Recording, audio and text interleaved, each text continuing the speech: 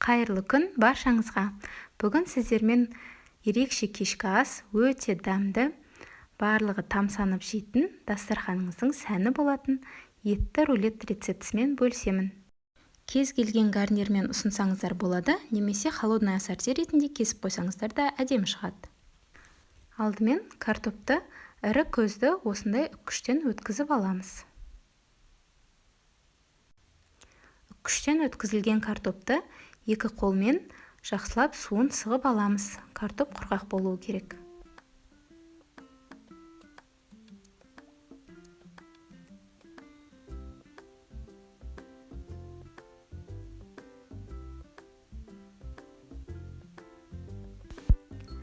Картопқа үккіштен өткізіп ірімшігімізді қосамыз.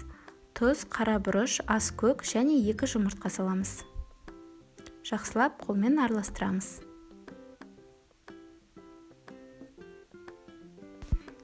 Пештің табасына сапалы пергамент қағазын төсеп, картопты ірімшікті салмамызды жайып шығамыз. Табаның көлемінде етіп, 180 градус қызып тұрған пеште 20-25 минуттай қызарғанша пісіріп аламыз. Енді салмасын дайындаймыз. Фаршта аздаған сұйық майға қуырып аламыз. Бір пияз және сәбіз қосамыз. Үккіштен өткізіп, пиязды майдалап тураймыз.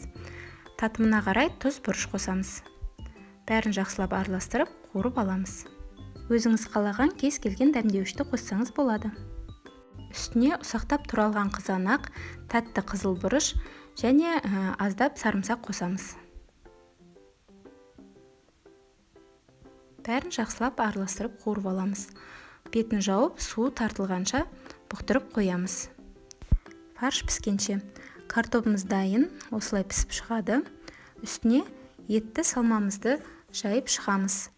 Шетіне жеткізбейміз, ораған кезде ыңғайлы болу үшін.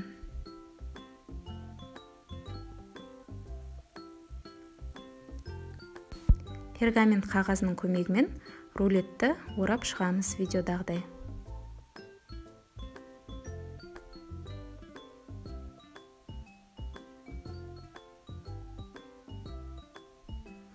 Үстіне бір қасық қаймақ жағамыз. Әдемі болып қызарып пісу үшін, өз қалауыңызша. Бетіне ірімшікте себуге болады, үккіштен өткізіп.